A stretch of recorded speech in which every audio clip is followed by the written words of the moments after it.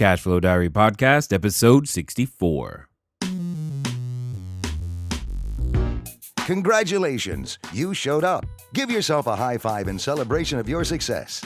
Welcome to the Cash Flow Diary, where new and experienced investors come to take confident action towards their goals. Your host is a family man, a real estate entrepreneur, investor, coach, and instructor. As a master facilitator of Robert Kiyosaki's Cash Flow 101 game, he's inspired many to begin their journey into creating cash flow for themselves and their family. And now, here he is to offer you the tools required to earn the income desired. Your cash flow coach, J. Massey. Hey guys, and welcome. We're going to do some fun things over the next couple of episodes. As you guys know, we are almost done preparing for the book launch, book release, etc. And I'm having fun getting that together. Many of you may also, if you've connected with us on Facebook, Twitter, YouTube, that type of place. And if you're not, you should just look us up. It's at Cashflow Diary. It's easy to find us there. And many of you have asked, hey, is there going to be an audiobook? I think I said this before, but I'm saying it again. Yes, the audiobook is being, I'm going through the process of learning what it takes to do an audiobook. And many of you have said, would you please, meaning me, do the voice? So I guess I'll be narrating the audiobook as well. And so in case you haven't heard enough of me in the podcast, guess what? You got an audiobook coming of the actual book, which is going pre-orders. Many of you have started to already receive your pre-order. Great. Excellent. Thank you. We have more books coming. They will be here soon. And what we're going to do right now, though, is that over the next few episodes, we're going to take you as if you were to one of our live events. As many of you know, I get the privilege of going around and speaking, etc. So you're going to get exposure to what it's like to be there over the next couple of episodes. And, hopefully, I think you're going to be able to learn a lot. Now, many of you, if you're listening for the first time, you want to go over to learninvestingnow.com and get your course, because right now we're talking a lot about raising private capital. So we've got an ebook there that's sitting there waiting for you, and then you're going to get some videos that come after that to help deepen that learning and understanding. It's some of you, you're like, okay, I'm done learning, I'm ready to begin earning. Perfect. So let's go. You're going to go over to begininvestingnow.com, and we've got cash flowing property already waiting for you. We call it our investor ready rentals, if you will. So we'll go over the process with you. One of our cash flow coaches will contact you so that you have the ability to understand everything that's going on there. Now, this episode and the next few episodes are going to be hyper specific about raising private capital. It's going to really go along. So if you are following along from the ebook from Learn Investing Now or the videos from learninvestingnow.com, it'll help you in understanding all of the information that we're going to be talking about over the next couple of episodes. And these are actual excerpts from the live event that I just did, which I think will be very, very beneficial for you. It'll be very, very timely. It should enlighten you a little bit as to the process and how to make things happen. So hopefully you enjoy it. I'm looking forward to hearing, all the positive things. And for those of you who are also wondering, the book, if you want to go ahead and get your pre-order done, you can text book, BOOK, to 949-682-3565. Again, that's 949-682-3565. The other thing is, for those of you who are international, you just want to see a video and try to understand a little bit more about who I am in the book, you can go over to cashflowdiary.com/book. And I think that would also help you as well. So what we're going to do is we're going to play a number of clips, if you will, or a number of sections of the actual live event. For those of you that are already in our membership, you probably have access to these already. You probably have not only the audio, but the video. And hopefully you're enjoying them there too. Anyway, I'm looking forward to hearing what you guys have to say over these next few episodes. And let's get it started. For those of you who have purchased the book, by the way, thank you. Can't believe like I said, anyway, we're ordering more. That's all I'm saying. It's, oh man, where is that chapter? There is a chapter where all I do is talk about every mistake I've made. You might find that to be the most valuable one. Right? Yeah, that might be it. That might be chapter 3. And here's the thing. When I say every mistake I made, and we're talking orders of magnitudes. I have had transactions, I've had an individual, this is probably my largest one, where we had an individual embezzle around $800,000. Really? Why? Yeah. lot, and that's why I just put it in the book, because not too many people will stand up at the front of the room and tell you this is how badly I messed up. And I figured you'd find some value in that. Because I learned a ton in that process. You know some people, right? Guido, friends, you have no idea. And the story's in the book, and it has an interesting ending for that particular individual, and I'd just like to go on record saying that I didn't do it. And when you get to that point, you'll understand why I said I didn't do it. What's that? Yeah, so that's all I'm saying. But at the end of the day, you can make mistakes. And I want you to, because that's the only way to learn. You learn by doing 3 things, and in this order. When you do them and learn to do them well, you're good. You must first learn to fail fast. Second, learn to fail forward. Then you learn to fail frequently. If you can do those 3 things, you can learn darn near anything. Fail fast, forward, and frequently. One of the things that I've been failing with, even though I don't think you've noticed it too much today, is our system on just figuring out how to take credit cards faster, because it takes way too stinking long. And I'm like, I've got to fail forward, fail fast frequently. Yes, I'm aware you can swipe the little cards, but it usually helps if you remember that little device that's sitting on your desk all the way at home. Yeah, it would help if you remembered that with you. Yeah, I've got the PayPal one, I've got the Intuit one, and anyway, details. They're not here. All I'm saying is, when you got to have a plan B, right? And you can't you can't learn and look good at the same time. And as soon as you get comfortable with that idea, you'll start learning a whole lot more. And failures help you get better. They help you to take that feedback so that you can make corrections along the way. Now, what was I going to say? Oh, you got questions. That's what it was. That's what started that. How did I get off topic? I saw lots of hands in the air. Everybody, not you yet, because I know you're ready. I can feel it. You are ready. He's like, I want that $100 bill. I got it. I want first, though, what I want to do is that I want to hear, because you've been talking, I hear there's a debate over here. I don't know if it'll be televised or not, but there's, so something's going on over here about the Profit Analysis Quadrant, and I want to have this out in the open, because if we can have it out in the open, we can all learn simultaneously. Who's got, let's start over here on this side, thank you, and it looks up, John up here has something that he would like us to all know / share. And just as a point of update, there are 2 books left. Go ahead. Yes, John, Sacramento. Yeah, on the 4 quadrants, when you approach someone, do you put the 4 on the table, or you mentioned something about using 1 or a combination of 2? What do you mean? Do I show them all of them? Yeah. Of course. Yeah. Okay, I have no problem with them showing them all of them. I want them to see how much money we are earning. Okay. Because if they're not comfortable with it, they're not the investor I'm looking for. Okay. But do you give them the 12%? Yeah, they see all of it. Yeah. Okay. There's no need to not show it to them. It's part of it.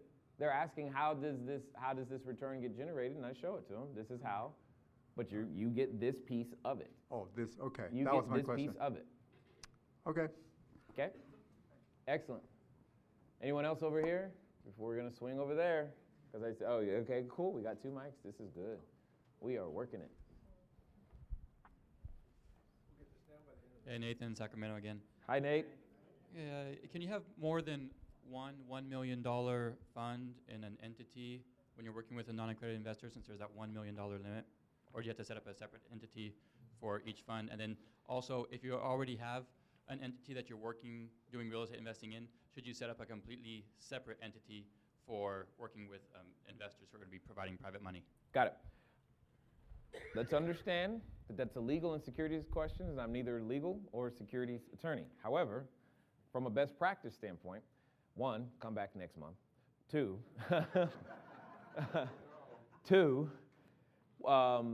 I want to keep liability separate when I'm mixing groups of investors. So that means I have a ton of bank accounts because that LLC was formed that is doing whatever private placement or crowdfunding deal, that's what it is for. The next LLC will be for something completely different. You say, but Jay, that $800 fee exists in California. I know, get over it. That's just, got to figure out a way to make it work because that's just part of the deal. I do not use any of my pre-existing entities as these new entities in that way at all. So I'm always and consistently at the top of Mark Kohler's #1 client list because I'm always creating a new entity every time. I'm always creating a new entity. So, and I'm keeping liability as separate as I possibly can. I do my best to try to have no more than a few $1 million worth of equity in any one of them. That's the idea. And you fully fund it before you start? Sorry? You fully fund it with the full $1 million before you start doing deals? No, you don't have to fully fund before you start doing the deals. There's what's called a best efforts raise. It's basically saying, look, we're going to shoot for $1 million, but if we don't get there, we're going to do this anyway. And then can you add later, like if another one? Adding later, okay, no problem. They can stay open, they can stay closed. This is why the securities attorneys becomes important. It's because there are ways to keep your funds open perpetually. This has been an accredited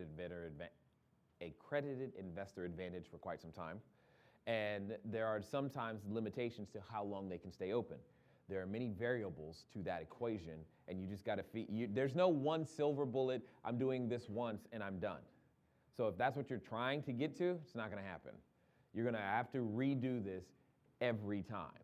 Now you get used to the menu options, so it doesn't take you as long, but it's not going to be, okay, I got this one and I'm just always going to use this one and I'm going to pump all the money through this one. That's not going to work. You're going to be doing this over and over. This is why, that's why I have the relationship I do with Matt Sorensen and Mark Kohler. It's because it could be in a matter, I mean, inside of a month, we're probably talking to their office 3 or 4 times at least. I mean, I'm meeting with, I might see Matt Sorensen more than I see my own spouse occasionally, you know, it depends on what we're doing. It's just, it's that serious. You know, there's a lot of conversation, the attorney person, you're gonna get to know them. You better like them, because you're gonna be talking to them a lot. If you don't like them, you start, well, you know, you're gonna have issues. Here, oh, over there. Let's go over here first. We'll just go from side to side. Yes? Thank you. Kind of in the same vein of entities, let's say somebody getting started, you know, LLC is kind of what, you know, is a vehicle to put stuff in and then, you know, into a C Corp. Would you recommend somebody getting started, you know, wholesale and fix and flip, starting a C Corp or better off an LLC, or is it? Got it. All right, James, Mark Cole is going to have a lot of fun. You can tell him, Mark, you can say, Mark, Jay made them exactly ready just for you. Because I try to tell him all the time. It's like, and this is the challenge. When Mark comes to speak, you're going to come back and wondering, okay, so how do I sell this stuff and how do I pitch it to investors? When I speak, it's always, okay, well, how do I do the technical legal paperwork? It happens all the time. We get each other's questions. It happens all the time. And it's just like, dude, we got to do something at the same time to make it, because it's just like, dude, we got to do something at the same time. So anyway, I leave that for y'all to figure out and make happen. All right. Make it right. Oh my God, stop. The answer to your question, for most people, the answer is going to be an S corporation, especially when you're wholesaling. Now, typically, you don't need multiple S corporations, which is great, and you rarely, if ever, need C corporations unless you're going to go public or you have some severe medical expenses issues. Again, double check with your attorney, but that's kind of where I'm starting from.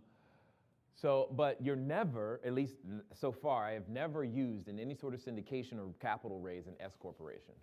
Never. It's always been usually an LLC. It could be an LP. It could be a GP, but most often it's been an LLC. Okay? There are different reasons for using each of those depending on which benefits you're choosing to give away or keep. Make sense?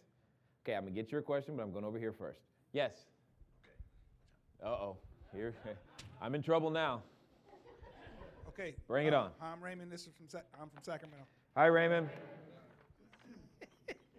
He likes that. Okay. So we were talking about this scenario here. Yes. Excluding this. The 50. So you're going back to 50,000. Up to the 50,000. Yes. And I'm saying, just from my understanding, I'm saying that I'm going to give $60,000 of depreciation for $50,000 in cash that I pass through to the seller. Yes. And the debate was that the $50,000 stayed around for something. And I thought that my scenario was correct. Got it. That the $50,000 passed through. Got it. So and that's it. So you're just trying to figure out how to, basically what you're saying is, Jay, I need to know how to do a quadrant 2 deal with someone else's money. I just want to give them depreciation and keep the rest. Yes. Got it. Got it. No problem. Just randomly thinking? Got it. How, yeah. Okay, if you've taken what class, financial strategies class, inside that class, actually in any of my classes, it's the same good deal example that's in the class. So when you download the workbook, there's an example called good deal. That good deal is an actual deal, go figure, because I didn't want to go through the work of making something up. Here, this is easier. That deal, I attracted that person because of exactly what he just said. I gave them 100% of the depreciation. So instead of trying to give, and this is the key phrase, instead of trying to give a dollar amount of depreciation, you have to give them a percentage of the depreciation and figure out and work with their CPA to figure out what the dollar for dollar tax benefit is going to be. Because as we said over here, let me see if I can zip back to that. Yeah, that the challenge is it depends on their tax bracket how much that depreciation is worth. That's the challenge. And not everybody's treated the same from a tax perspective. Remember, so in this particular example, if their tax bracket is only 20%, does the dollar for dollar credit go up or down? Down. If their tax bracket is 50%, does the dollar for dollar credit go up or down? Up. So it's better to say, I'm going to give you 50% of the depreciation, so that way you're really negotiating on that 1454 number, how much of that they get to use for their benefit. And then according to the creativity of their CPA, they can either then begin to try the accelerated depreciation, cost segregation, and all these other things to be able to ramp that number up as high as humanly possible. Does that make sense? So it's impossible for you to say a dollar amount. It's just impossible. You can't do it because there's just too many variables, and you're not qualified because you're not their CPA person. You don't understand their entire picture. That makes sense to me, because at the end of the day, I'm giving the 50. Yeah, you're still getting the $50,000. That's correct. You're getting the $50,000 in exchange for that. For me, it was $750. Either number. They're both good. Okay? And that's kind of where I'm coming from. So you can do that. Completely should do that.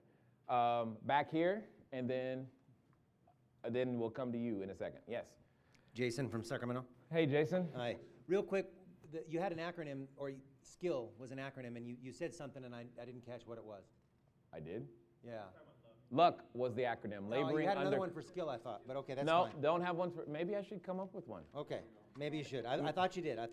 Not so, yet. what are the advantages and disadvantages of using the smaller lenders like you are, rather than going to a hard money cash lender, and then, and then what would be the minimum for someone to get in on an investment deal? Well, okay. Minimums are what, I mean, you set them. My minimum today is obviously different than it used No, but to how be. much, I mean, isn't there, at a certain point, wouldn't there be a diminished return for how much work you have to do to set up the numbers for all the different people, et cetera, et cetera? Well, okay, got it. It depends on what system you're raising the capital under. Remember, with crowdfunding, the minimum can be $2,000. Okay. So that system is optimized for that. That doesn't mean you, in your deal, have to accept $2,000. Okay. The minimum is set by the promoter. Promoter being the name of the syndicator, or you in this case, who's actually putting the deal together. Okay, so the minimum is completely arbitrary. Now, many people will say, well, I have a $100,000 minimum. Okay, cool, I got 50 grand. All right. Happens all the time. Happens all the time. So the key thing to understand is minimums are most often completely arbitrary unless it is a prepackaged product that is being offered by Wall Street, usually in a REIT or something of that nature. Then those minimums are usually set in stone by prospectus, and there's no getting around it at all. So hopefully that kind of clears that up. Now, the major advantage, there is a huge, huge advantage when it comes to using private capital as opposed to bank money or loans or No, absolutely, but oh, okay, then maybe I missed it. the hard money lenders that you see on Craigslist or Why would I not use those? no, or why would you pick someone that you know rather than to help them or I mean as opposed to these people that you see that Money's just a have. lot cheaper. I'm missing something because you're asking me why would I choose. You're saying you would prefer to use the hard money lenders on Craigslist? Yeah, someone I don't know. I mean, at least at first, till you start getting rolling. It's hard to call someone who's a family member, let's say, and be all, hey, give me money when they've heard that story before or not, whatever. Mm. You know? Have you ever considered investing? No, I'm sorry. Anyway, my point is, it's usually easier money to get for most people, and most definitely cheaper, in most cases, and it's significantly more flexible. It's significantly more flexible. The person I'm talking about has never heard of things like points, or prepayment penalties, or escalating mortgages, or changing, I mean, where you have to use a program called T-value. If you don't know what that is, just flush it for later, okay? All of these things make it more complicated. I'm not saying you couldn't do all those things. I'm saying you're trying to get a deal done. And what you need is the access to the capital so that you can get the deal done. If you're more comfortable using the hard money, great, go for it. But they're not going to entertain the conversation about depreciation. They're only looking at usually quadrant 3 deals. That's all they're usually caring about is a quadrant 3 deal. That's all they usually want. Some of them will take quadrant 1 and quadrant 3, but they don't care about the others. You know, so it just gives you more options, whereas before, otherwise you wouldn't have those options available. So that's just been my case. I just don't, and I prefer to have more flexibility. How do you change your sphere of influence to where you have these recommended money? Let's say you're in a position where you don't know anybody. No problem. Earlier today, we talked about a little name badge. And then you invite that person to come play cash flow. And you do that until you find the people you need. That's what I do. Still answer. Still doing it. Over here, or sorry, was that? Yeah, oh, there he is. I was like, where'd he go? Yes. I'm Wayne. I'm from Antelope. Hi, Wayne. Back to entities. Okay, back to entities. God, maybe I should go Okay. become a lawyer. Well, no, you I'm won't. joking. It's what I found is most people don't know about other entities that are out there. They only know what's advertised, what they see on TV, or what they hear from other people that Sure. own businesses. Sure. And I found that a UA works really well here. Who? A UA in the state of California. What you don't know, you don't know. What's a Okay. UA? Unincorporated association. Unincorporated sounds complicated, but all right. It's very simple. It's you go. How to does it deal with depreciation? This will end it for me right there. That's the only. Is it a pass-through entity? It's well. Let me put it to you this way. I'm listening. Okay. As far as the class goes, this is my first time to any class. Okay. Okay, understood. Okay. So, as far as business goes. Yeah, sure. That's Business fine. entities. That's fine. Okay. It's legal in all 50 states. Okay. It's at the Secretary of State's office. Sure. And if it's structured properly, it's just as good as a corporation, but it's underneath corporate guidelines. It's Okay. just another entity. So I got to do That's- 941s. Got it. And now you structure it the way you want instead of the state telling you how Okay, to got it. structure it. I like That's that the fle- difference between the There's two. flexibility there. I can understand where you're coming from, but I still got to do 941s, 941s being payroll, Sure. and I don't want to do that. I just don't want to do that. But I hear you. And again, come back, talk to Mark Kohler, let me know what he says about what you just said, and then we'll talk. I don't know where the other microphone went. We have a distraction going on. Oh, yes. Nathan, Sacramento. Hi, Nathan. Hey, again. Okay. Quick question. When you're marketing to the potential investors, Oh, yes. but you're meeting with them in the Starbucks or wherever, Uh-huh. are you proposing a specific property that you're using, or are you just going over the general concept? Sorry. I'm laughing and I'm shaking my head because I spent a lot of time with Daryl and some others, and he's like, there it is. He knows the answer. I think he knows the answer. Okay. He's asking, when I go to present, and I've forgotten your name, I'm sorry. Kelly Joe. Yes. This is also, for you, important to understand. Do I have a particular property in mind? I don't need one. There have been times where I've had one, but I'm closing on concept, especially if I'm raising with a private placement memorandum, because this is what the company does. The least, excuse me, here we go. I don't think we've done this. That's why this question is coming up. Okay. Oh, that was crooked.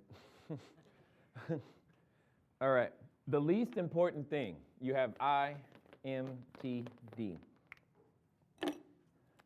First is the individual, individual. Then it's the marketplace.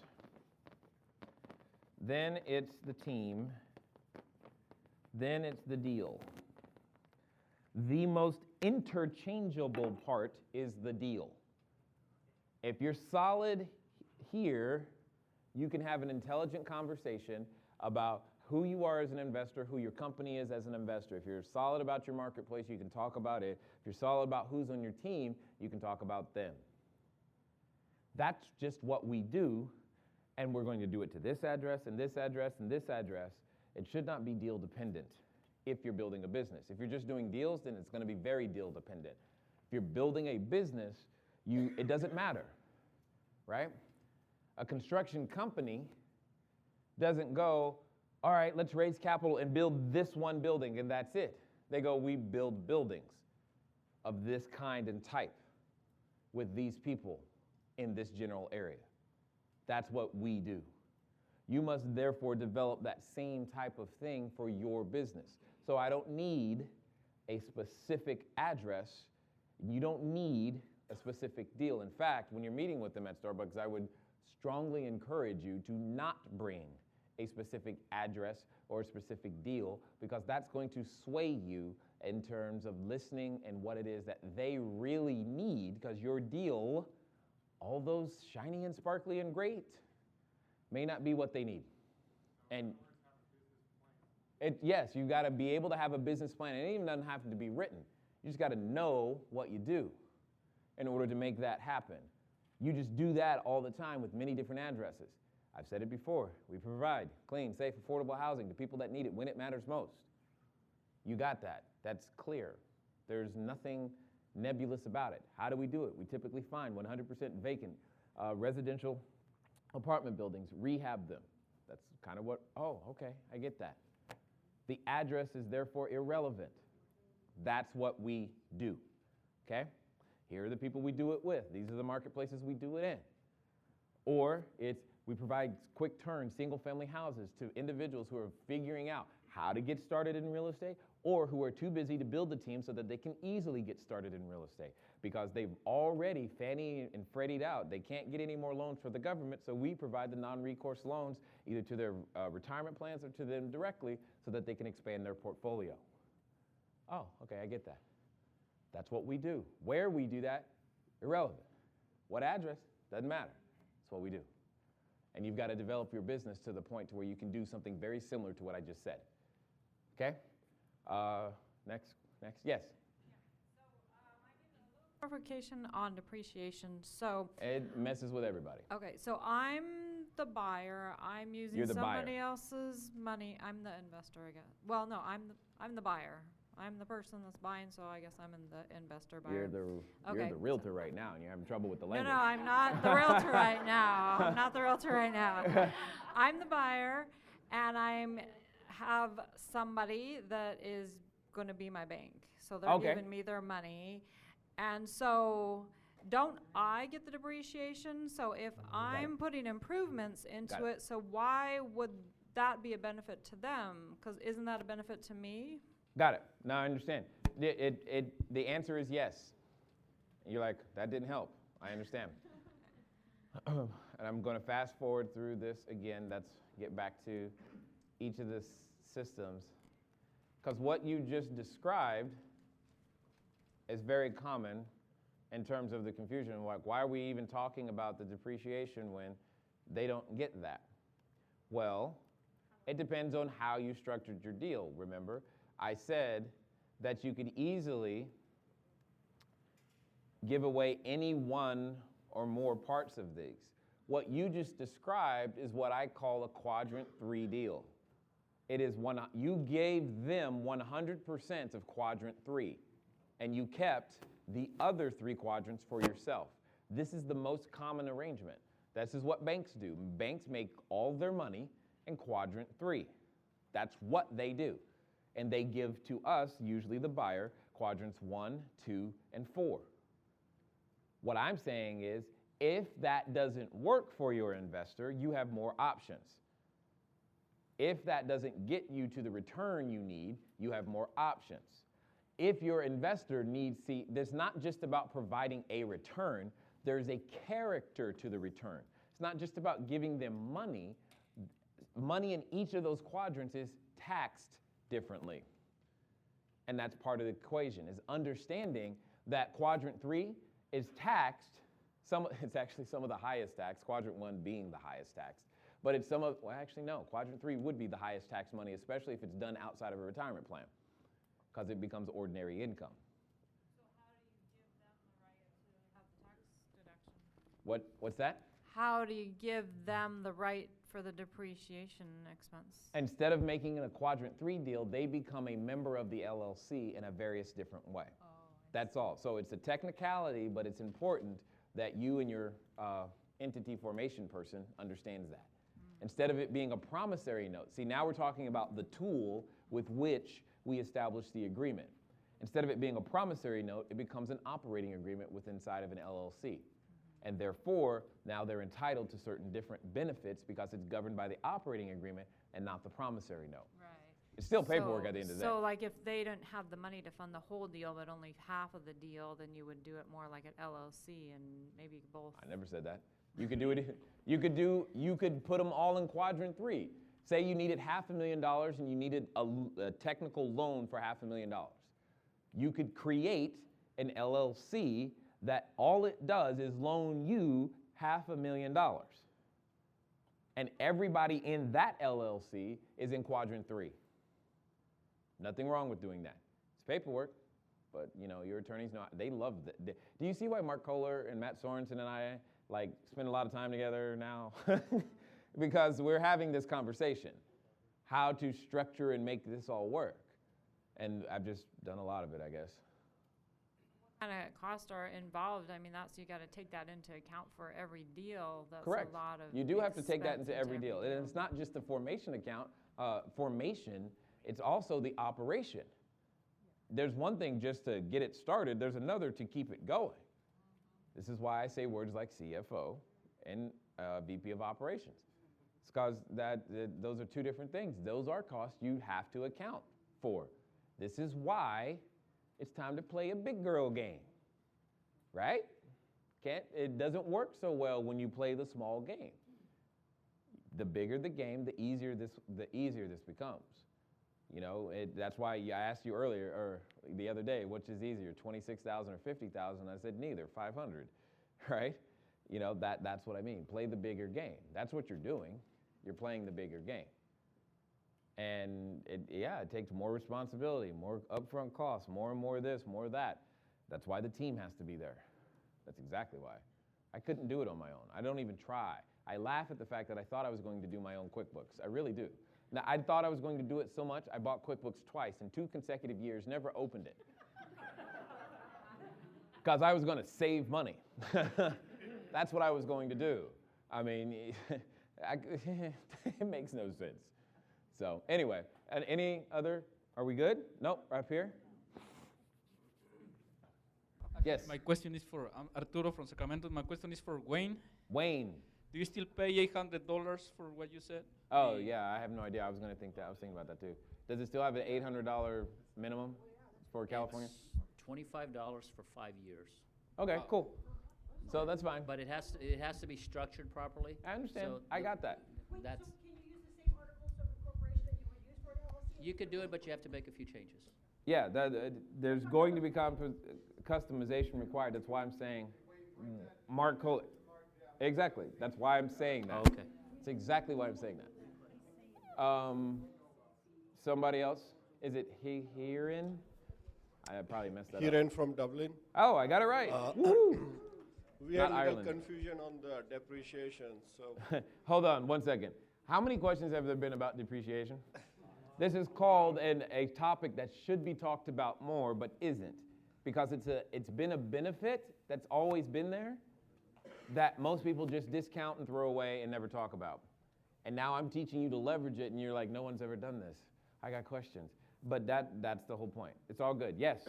So the question is, if someone is investing about 100,000, Okay. does he hold the promissory note with the verbiage of depreciation as a return? Okay, got it. So you're saying you want to give them the depreciation, but you're trying to figure out how to secure their money? Is that your issue? I mean, the money is still returnable, right? The money is still, you have to pay back the money, right? The 100,000? Uh-huh. Do you want to pay it back? So that's the question. When you offer 4.3 tax bracket, do you still have to pay back the 100,000 or not? How is okay, here's the thing. It's totally customizable. Do you want to create a return of capital event or not? Does your deal support a return of capital event or not? There's nothing that says you have to give me my money back in 10 years unless you say that's what we're going to do. Okay. Does that make sense? It's completely customizable. If you want the money to sit there the entire time, it sits there the entire time.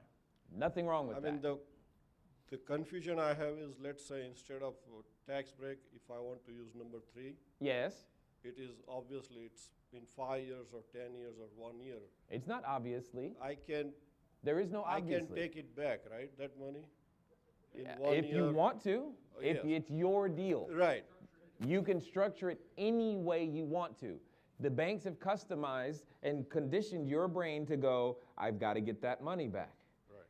We talked to Tammy, and I said, Tammy, if I could write you a check for 50 grand a year, every year, when do you want me to stop writing the check? Her answer was, never. Correct. So when did I give her the money back? Never. Never. Because that's what she wanted. Correct. Make sense? Yes. Now, in that situation, that could totally be a quadrant 3 deal with an interest-only loan at 10% on 500,000. Now, I'm just making that up, but do you get my point? Mm-hmm. You don't have to unless that's what you want to do. If your deal supports it, your deal supports it. If it doesn't, it doesn't. Okay? You can do all kinds of things. This is why it takes advisors and so many people to put this stuff together. Now, mind you, I'm laying on you some of the most advanced stuff that I've done. Okay? If this is like, I'm not quite there yet, totally understood. But this is why it's important. Because for those who have done deals right now, they're having epiphany moments going, okay, this is cool. Right? Yeah, they're like, I like it, keep going, all right? Anyone else? We good? Oh, one. Okay, Jazz. He did not hear me. So just to clarify, Yes. piggybacking what he was saying, you kind of give them the option. Do you want me to pay you back the 100,000, or do you want me to keep do you want to keep making money off of that?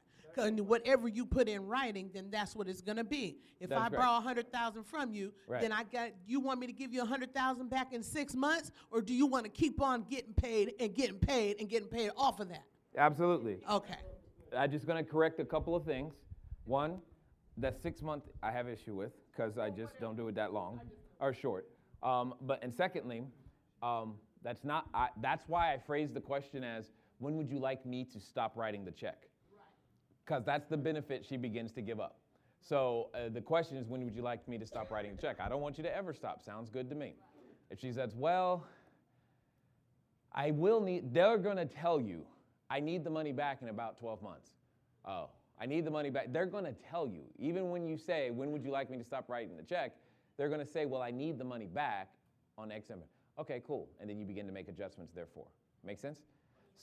So, remember I said, which piece of paper did you want? Whatever we agreed to, that's what it is. That's what it is. Okay? That's what it is. That's why it's important. Up here?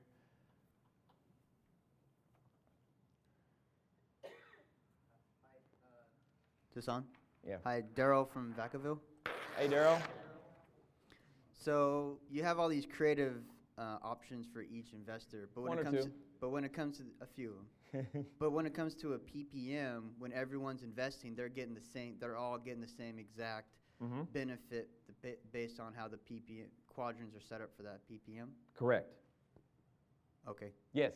Got it. That is it. Yeah, I wanted to answer his question. I knew that was coming, but I wanted to answer his question. Okay. So, remember how I said earlier, there's the crowdfunding thing, and there are ways to deal with unaccredited and accredited investors. That's usually done through a PPM or a POM or something of that nature, and this becomes the registration requirements and documents for the Regulation D exemptions and all this type of stuff. So it's a private placement or private offering memorandum. That's how people become a part of your private deal, i.e. not listed on the stock exchange, those types of things. It's very private. That's kind of where I'm coming from. So that's what he's saying. The PPM can only be designed, only be designed to maximize whatever you're trying to maximize.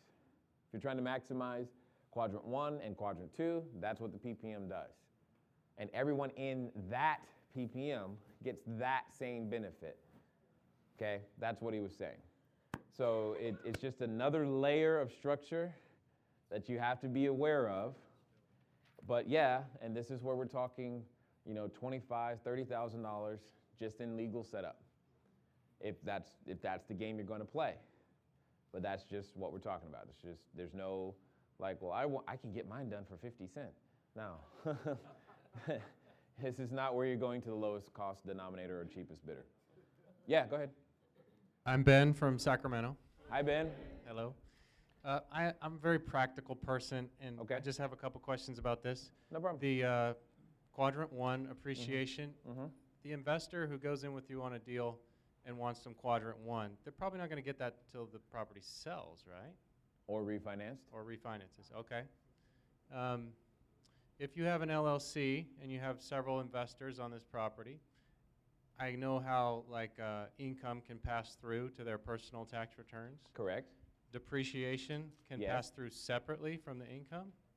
Correct. I know that's a question for Mark, but well, yes, here. it is a question for Mark, but at the end of the day, the answer is yes. The depreciation can pass through ownership. Just because I own 50% of the company doesn't mean I get 50% of the depreciation unless it's otherwise stated.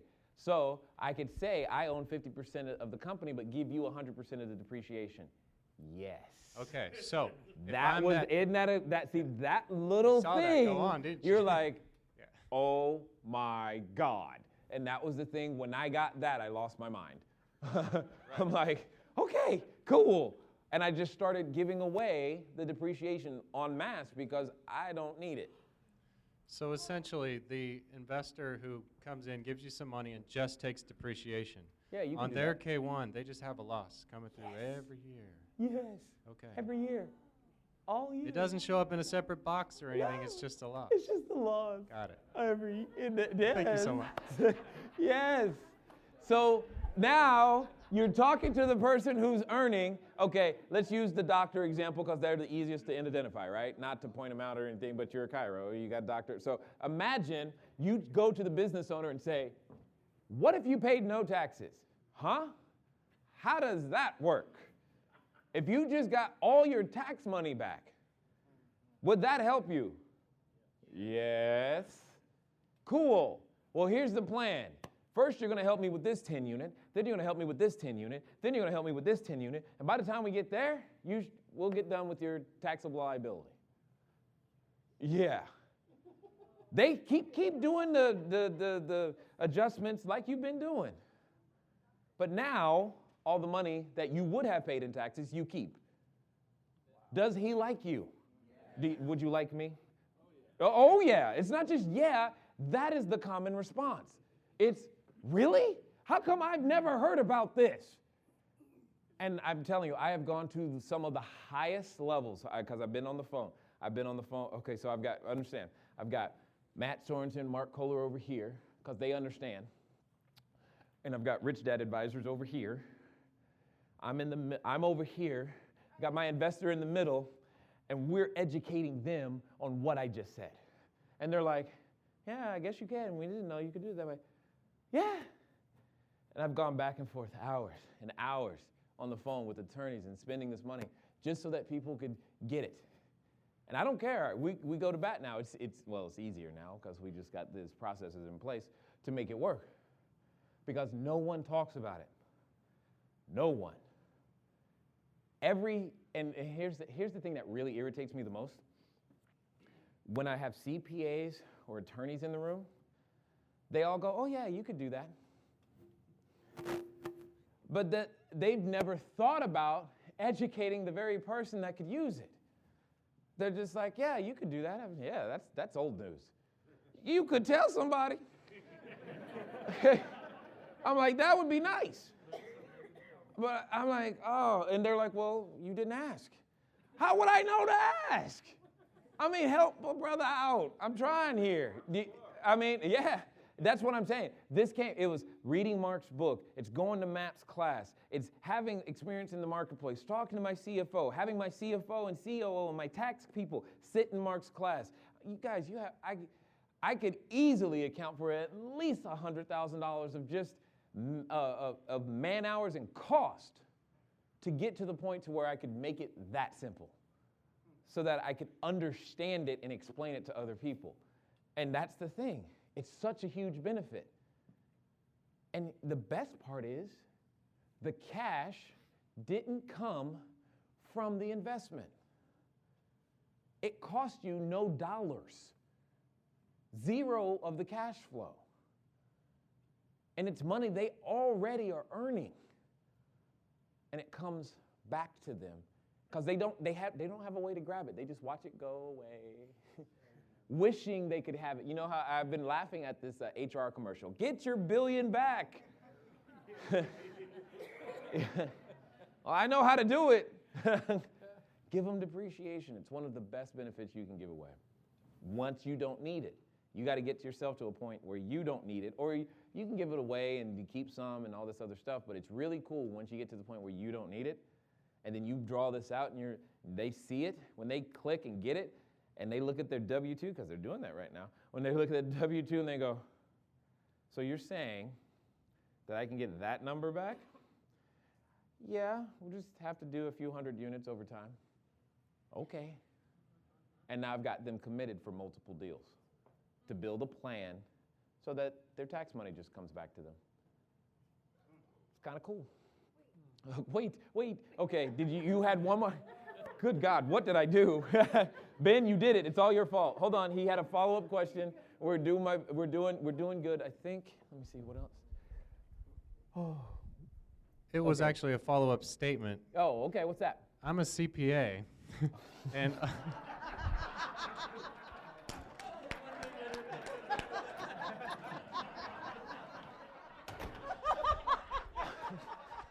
He's gonna get his flavor shoes.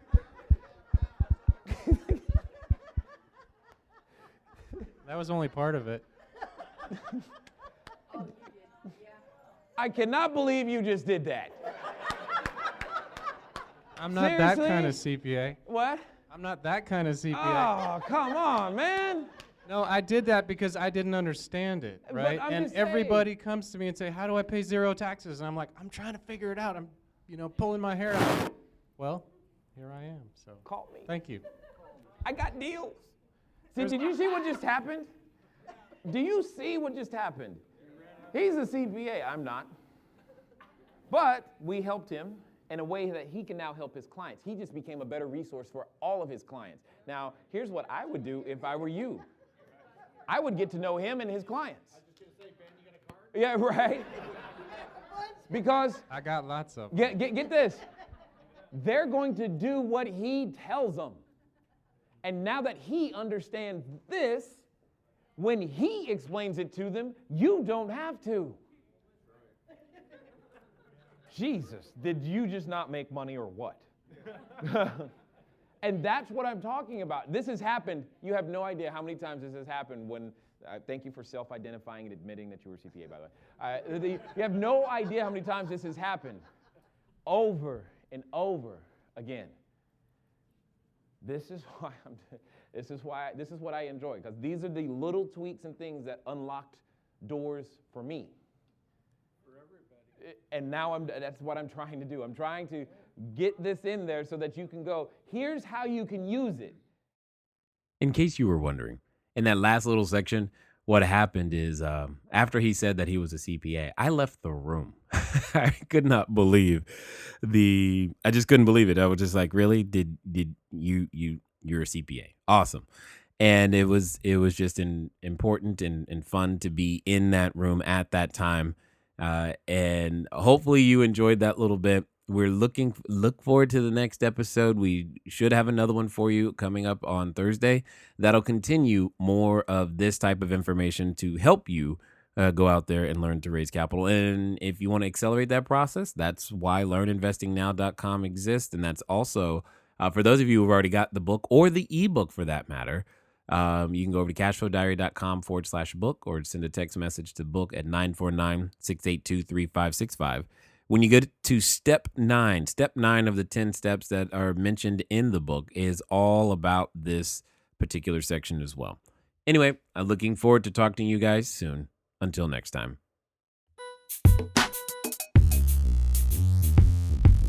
Thank you for investing your time with Jay Massey and the Cash Flow Diary. When you have a moment, please visit iTunes and leave a positive comment about the show. And go now to our website, CashFlowDiary.com, to take advantage of our free business building course, Cash Flow Foundation. Gain the knowledge, understanding, and skill that will teach you how to never need a job again.